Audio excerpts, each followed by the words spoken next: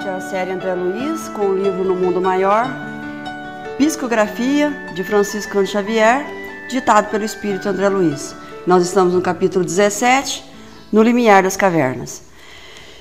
E para começar, como o próprio nome diz, o que seria limiar? O primeiro estágio, lugar que dá acesso ao interior. E nesse caso, antes deles se aprofundarem ou descerem no que havia de pior desses abismos, que eram as chamadas cavernas.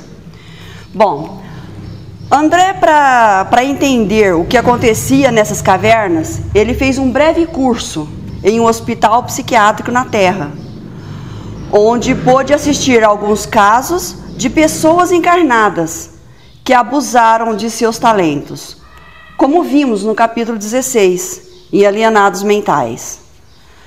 Isso também a gente viu na primeira parte, né? Agora, neste capítulo, ele está vendo futuros reencarnantes desde os hospitais, ou seja, via o que acontecia aqui e via o que aconteceu lá, o que acontece lá. E como já vimos também, André está sempre sendo preparado para algo a mais, lá na frente. E desde o capítulo 2 que já se falava, recomendava que ele fosse visitar as cavernas, né? Até mesmo para lá na frente, para um outro estudo sobre o avô. Eles estão em uma região que já de início André se mostra descontente, com a maneira como fazem enxergar seu próprio grau de evolução. Mas Cipriana,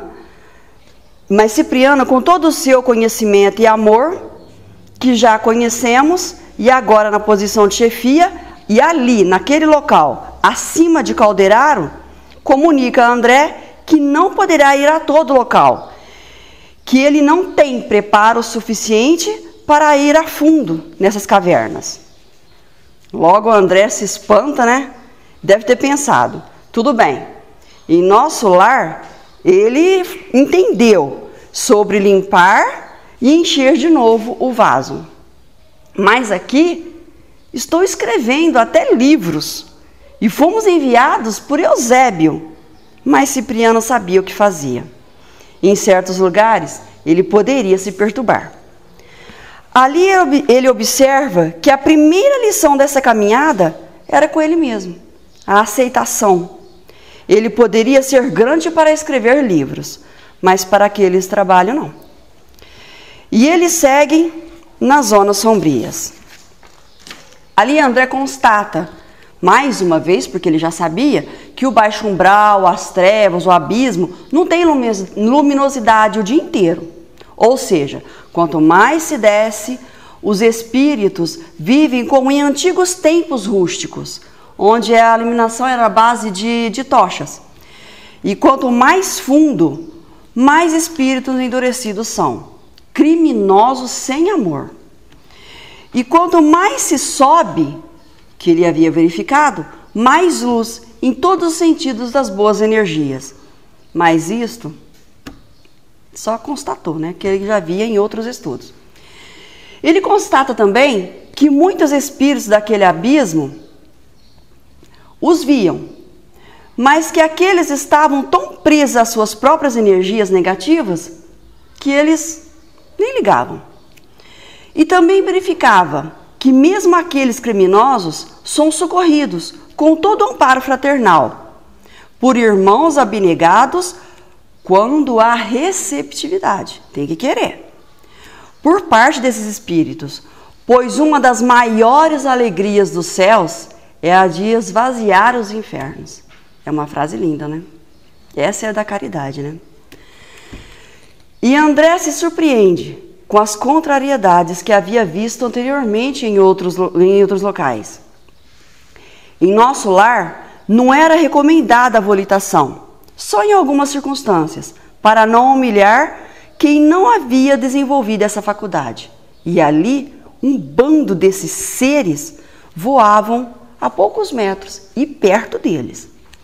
Então André queria saber por que eles podiam voar, por que a poucos metros do solo e por que tão próximo a eles.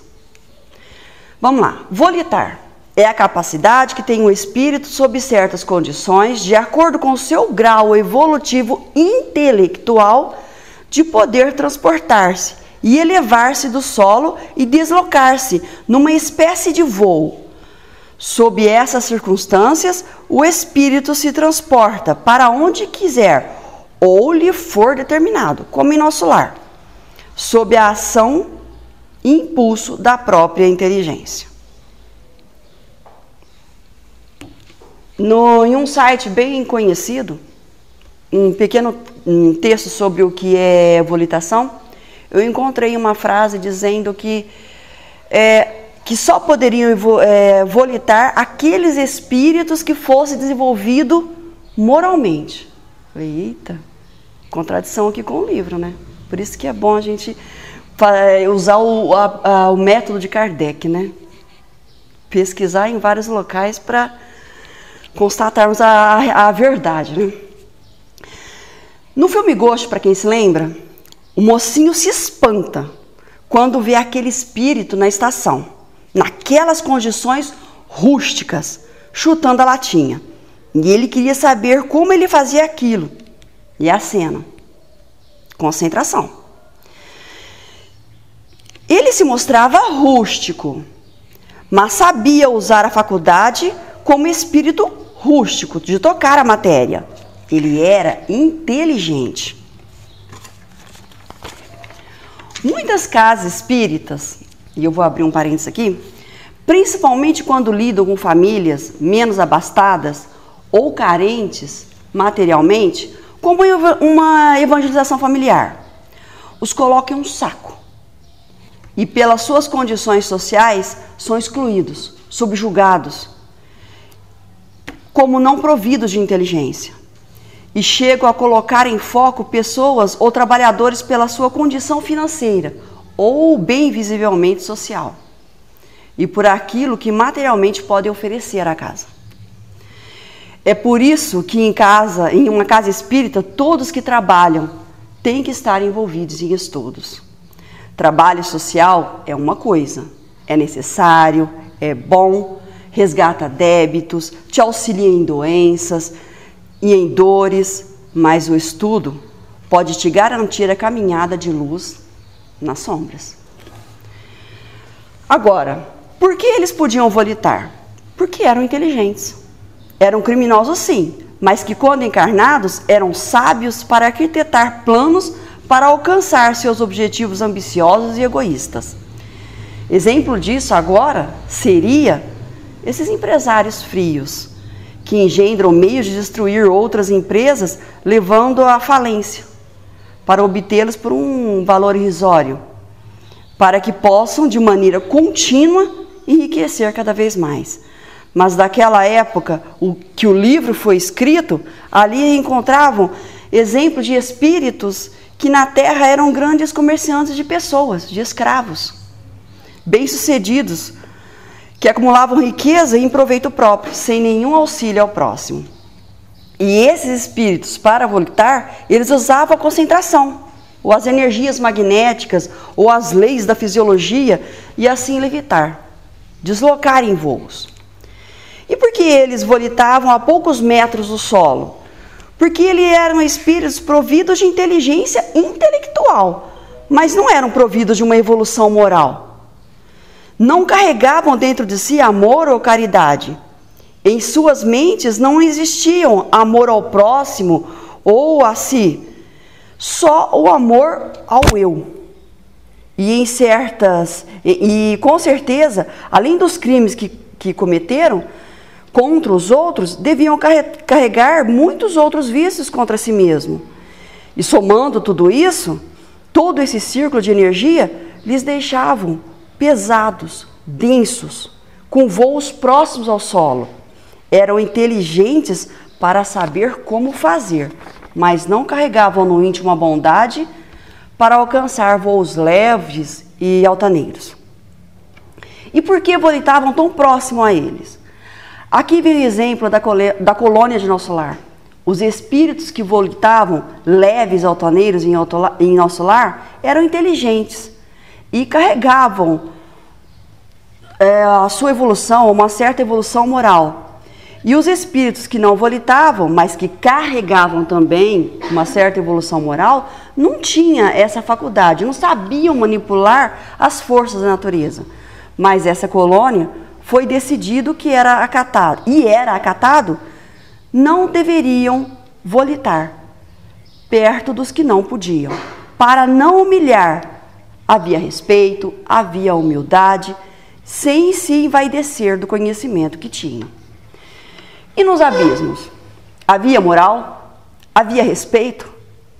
Por isso os voos próximos a eles. Eu estou voando e você não.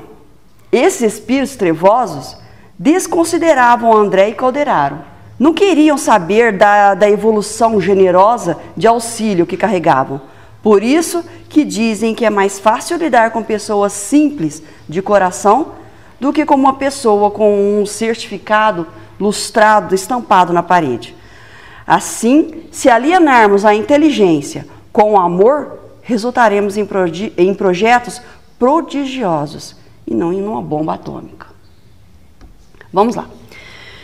Calderaro, porém, explicou: não te surpreendas, a volitação depende fundamentalmente da força mental armazenada pela inteligência. Importa, contudo, considerar que os voos altíssimos da alma só se fazem possíveis quando a intelectualidade elevada se alia ao amor sublime. Há espíritos perversos com vigorosa capacidade de volitar, apesar de circunscritos a baixas regiões. São donos de imenso poder de raciocínio e manejam certas forças da natureza, mas sem características de sublimação no sentimento, o que lhes impede grandes ascensões.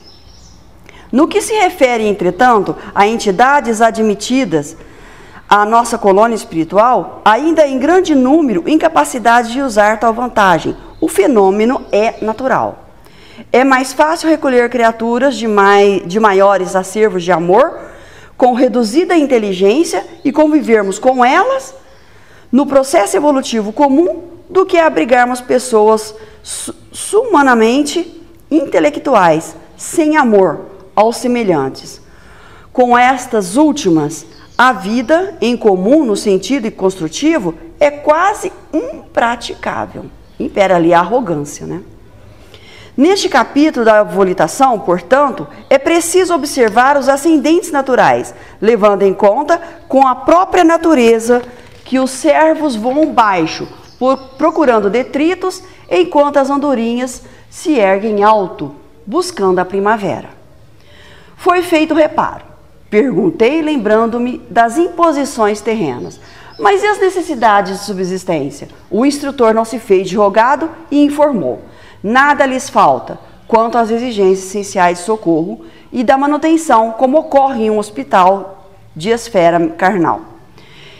Inclusive, lá é escola e toda a assistência necessária, mas depende, como já vimos, do momento exato este auxílio e também o método exato. Como vai ver lá no final do capítulo, conversar só não vai adiantar. E depende também da vontade desses espíritos, né? Como vimos André Luiz, no umbral dele, que ele chegou a um ponto de entender. Não chega, agora eu preciso de ajuda. O assistente fez breve pausa e prosseguiu. Referindo-nos ao manicômio, esclareço agora que minha intenção ao visitar um hospício em tua companhia foi justamente o de preparar-te para a excursão que ora efetuamos. Temos aqui nessas assembleias de incompreensão e dor infinitas fileiras de loucos que voluntariamente se arredaram nas realidades da vida. Não queria saber o que realmente é a realidade, né? Queria viver preso no mundo deles. Fixaram a mente nas zonas mais baixas do ser e, olvidando o sagrado patrimônio da razão, cometeram faltas graves, contraindo pesados débitos. Já viste em nossa organização espiritual de vida coletiva irmãos sofredores convenientemente amparados. Alguns ainda sofrem estranhas perturbações alucinatórias. Outros são guardados à maneira de múmias perispirísticas em letargia, em torpor profundo, aguardando-lhes o despertar Outros povoam vastas enfermarias para se reerguerem espiritualmente pouco a pouco. Aqui, no entanto, se congregam verdadeiras tribos de criminosos e delinquentes, atraídos uns aos outros, consoante a natureza de faltas que os identificam. Muitos são inteligentes e, intelectualmente falando, esclarecidos, mas sem restos de amor, que lhes exalce o coração. Erram de obstáculo a obstáculo, de pesadelo a pesadelo. O choque da desencarnação para eles, ainda impermeável ao auxílio santificante, pela dureza que lhes assinala os sentimentos, parece encapá-los na posição mental em que se encontravam no momento do trânsito entre as duas esferas. E, dessa forma, não é fácil de longo arrancá-los do desequilíbrio a que imprevidentes se precipitaram. Retardam-se às vezes anos a fio, obstinando-se, insistindo nos erros a que se habituaram, e vigorando impulsos inferiores pela incessante permuta, pela insistente troca de energias uns com os outros. Passam, em geral, a viver não só a perturbação própria, mas também o desequilíbrio dos demais companheiros de infortúnio. Aqui ele explica o porquê visitaram antes sanatórios na Terra. Ele já achou o que viu na Terra espantoso. Então, era para que ele, quando visse o sanatório espiritual, não ficasse apavorado. Isso porque ele ainda não desceu, né? Ali na entrada ele já se apavorou. Ali o caso era pior no hospital espiritual, ali no hospício espiritual. Espíritos usavam mal a inteligência, sim. Eram espíritos intelectuais alucinados, sim.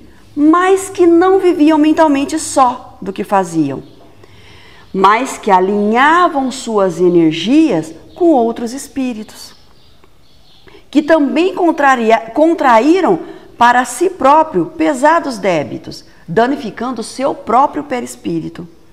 Não estavam sendo chicoteados por suas vítimas, como já vimos em outros casos. Ainda não, com certeza serão. Ou seja, o dano do perispírito era causado pelas suas próprias ações. Eram espíritos que achavam, devido à sua inteligência, podiam acertar mais que Deus. Como está no livro do Evangelho segundo o Espiritismo, no capítulo 7, Bem-aventurado os pobres de espírito. A inteligência é rica de méritos para o futuro, sob condições de ser bem empregada. Como já disseram, cair pelo coração, espíritos como Cipriano, com todo amor, pode socorrer. Mas quando a queda é pela própria inteligência, a reencarnação é árdua e pode levar séculos. Vamos voltar à leitura?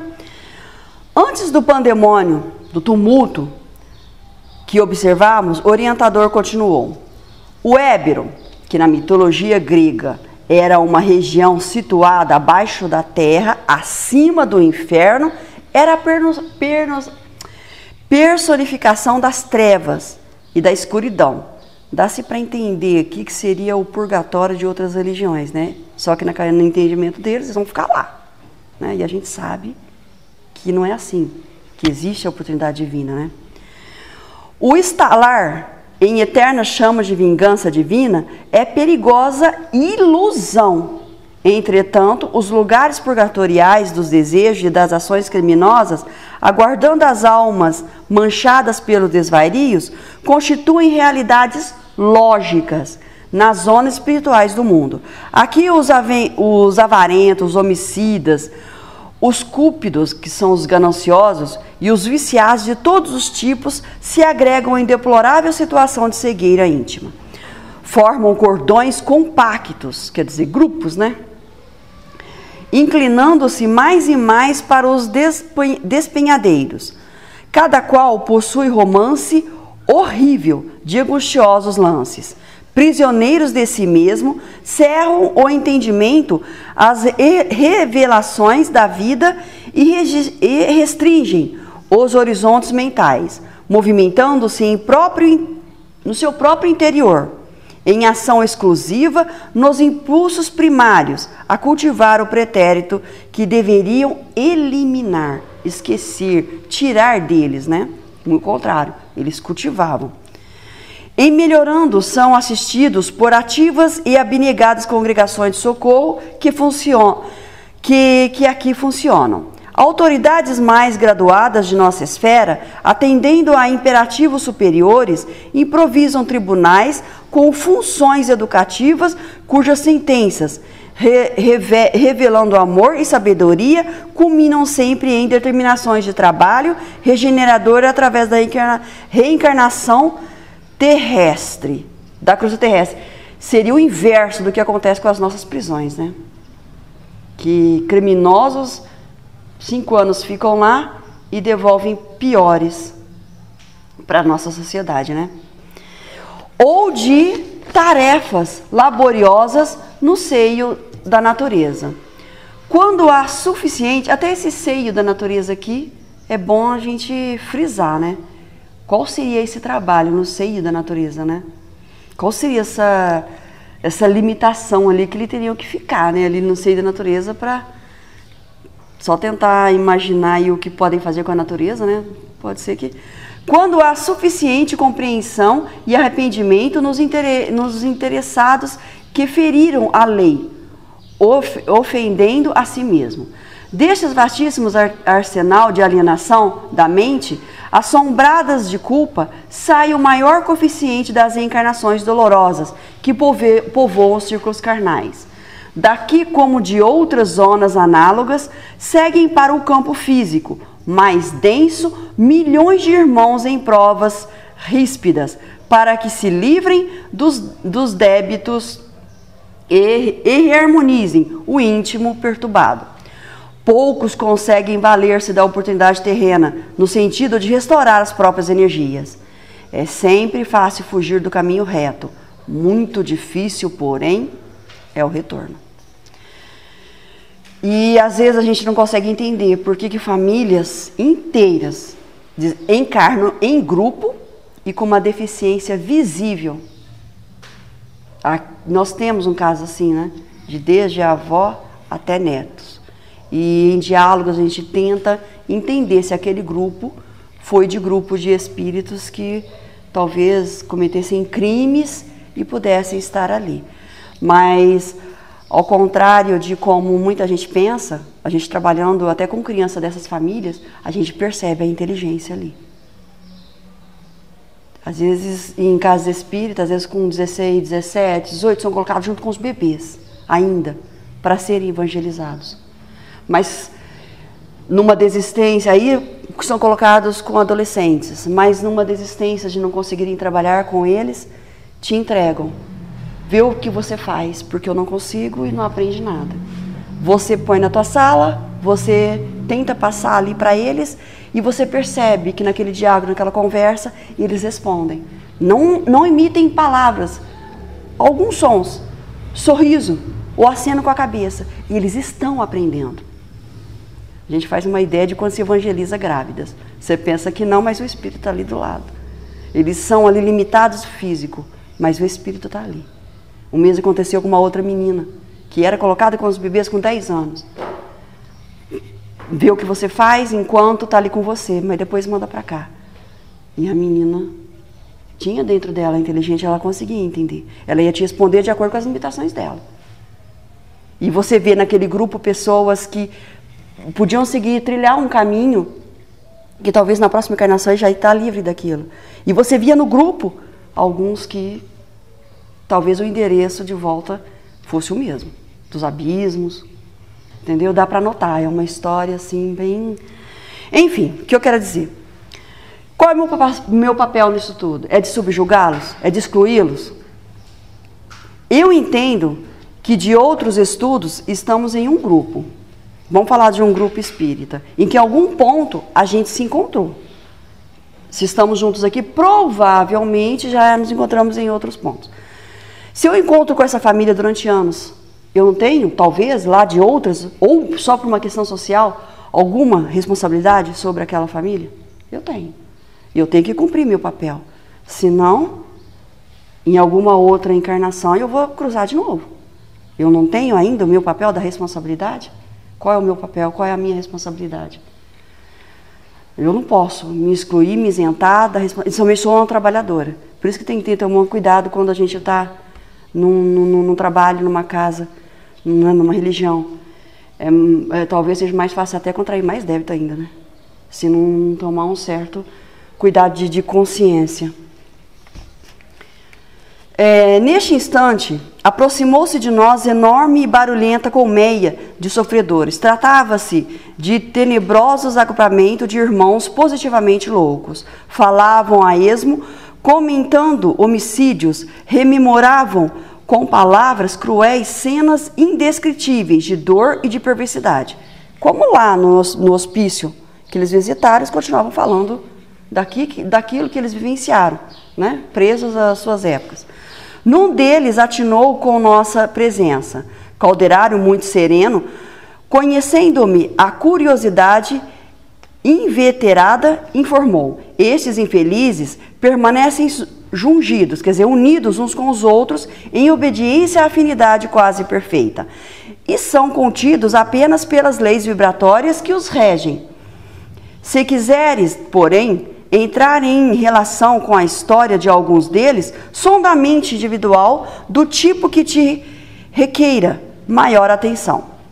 Aproveitando o momento em que lhes diminuíra a rixa, aproximei-me de um infortunado irmão que impressionava pela aparência magra. Sintonizei-me na onda mental que ele oferecia, mas o quadro que vi não me permitiu longas investigações. Notei-lhe o motivo que culminara o desvario, assassinar a esposa em pavorosas circunstâncias. Contudo, o mísero não transpirava arrependimento. Acariciava o desejo de rever a vítima para suplicá-la quantas vezes fosse possível. Que tragédia se ocupava ali, naquelas tormentosas reminiscências. Eram espíritos que cometiam crimes e não se arrependiam, fariam de novo. Atônito, ergui os olhos para o assistente. Olha só, às vezes eu imagino que muitas vezes, além do dano perispiritual ali que eles causaram, com o que eles fizeram, alguns espíritos, pela caridade divina, eles vêm com essas limitações justamente para tentar, né, conter novos projetos malignos ali, né? E sem contar, muitas vezes, com a condição social, né? Atônito, ergue os olhos para o assistente e em muda interrogação, mas renteando-se a fronte, levitava-se pesado grupo de seres monstruosos, fazendo ensurdecedor ruído, e logo esqueci a uxoricida, marido que mata a esposa. Como tem os nomes, né, os sinônimos para pessoas para a esposa que mata o marido, que me prenderam a atenção. Na introdução do livro Diálogo com as Sombras, de Hermínio de Miranda, é mencionado, logo no início, que no livro Libertação foi pedido permissão ao espírito que tirasse uma parte dos originais, pois quem leu achou exagerado demais. Isso está lá no livro. E Chico Xavier recebe uma mensagem dizendo que se os leitores, mais ou menos isso, que se os leitores poderiam se apavorar, que eles podiam retirar. Quem quiser ver na íntegra, está lá no livro. Mais ou menos isso. E o que a gente quer dizer? Que se ali o que ele falou já dava para a gente ter uma ideia, como aqueles dementadores lá do Harry Potter, já era pavoroso, imaginou se eles fossem falar realmente como são, né? E também em trabalhos mediúnicos, às vezes espíritos são questionados da aparência que eles estão se apresentando ali. E às vezes eles dizem que se eu me apresentar com a minha real aparência, você sai correndo. Tá? Mas vamos lá. Calderário, percebendo-me a perplexidade, explicou: Este bando de espíritos miseráveis, que se movimentam como lhes é possível, é constituído de antigos negociantes terrenos, cujo exclusivo anseio foi amontoar dinheiro para satisfazer a própria cupidez, sem beneficiar a ninguém. O ouro que transitoriamente lhes pertencia jamais serviu para semear a gratidão num só companheiro de jornada. Enriquecia, mas ajudar ao próximo, nem pensar.